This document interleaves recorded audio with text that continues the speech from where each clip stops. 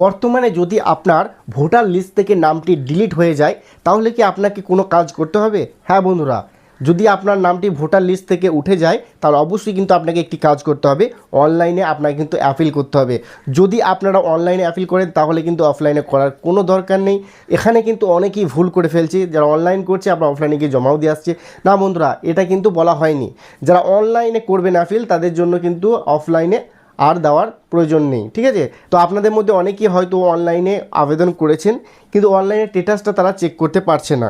তো আজকের ভিডিওতে আমি আপনাদের দেখিয়ে দেবো, যদি আপনারা অনলাইনে অ্যাপিল করে থাকেন তার স্ট্যাটাসটা কী রয়েছে, আদৌ কি অ্যাপ্রুভ হয়েছে নাকি পেন্ডিং রয়েছে, সেটা কিন্তু আপনারা নিজের মোবাইল থেকে বাড়ি বসে চেক করে দেখে নিতে পারবেন শুধুমাত্র আপনার ভোটার আইডি নাম্বারটা দিয়ে।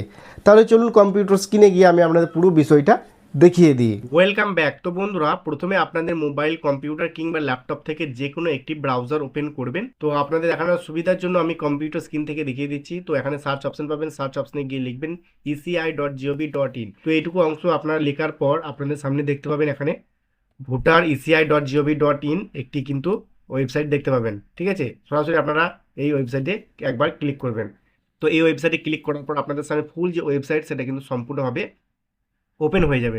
এখানে দেখতে পাচ্ছেন সম্পূর্ণভাবে কিন্তু ওপেন হয়ে গেছে। এখন আপনারা এখানে সার্ভিসের মধ্যে এখানে দেখুন সার্ভিস লেখা রয়েছে। এই সার্ভিসের মধ্যে কিন্তু প্রচুর অপশন কিন্তু আপনারা এখানে দেখতে পাবেন। তো আপনাদের যেটা করতে হবে, এখানে দেখুন submit appeal for individual under adjudication, ঠিক আছে? তো এখানে জাস্ট একবার ক্লিক করবেন। তো এখানে ক্লিক করলে এখানে দেখুন আপনার ভোটার আইডি নাম্বার বা ইপিক নাম্বারটা এন্ট্রি করতে হবে। তো এখানে আমার যেহেতু আগেই আমি দিয়েছিলাম তাই এখানে চলে এসছে, এটা আমি দিয়ে দিলাম।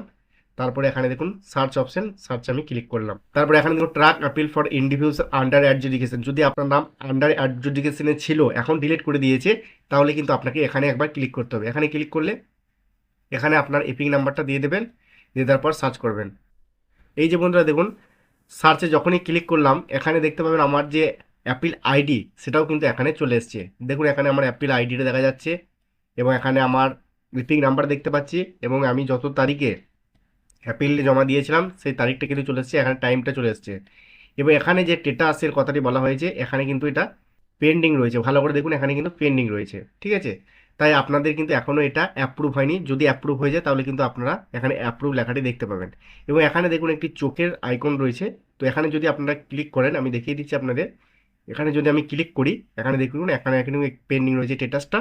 এবং এখানে দেখুন একটি ফর্ম রয়েছে, এখানে ক্লিক করলে আপনার পিডিএফ ফাইলটি কিন্তু সরাসরি ডাউনলোড হয়ে যাবে। দেখতে পাচ্ছেন বন্ধুরা আমার ডাউনলোড হয়ে গেছে। আমি যদি ক্লিক করি দেখুন এখানে আমি আমার সেই রিসিভ কপিটা আমাকে দেওয়া হয়েছিল সেই রিসিভ কপিটা কিন্তু এখানে চলে এসেছে। তো এইভাবে খুব সহজে কিন্তু আপনার চাইলে রিসিভ কপিটা, অরিজিনাল যে রিসিভ কপি সেটা কিন্তু ডাউনলোড করে নিতে পারবেন।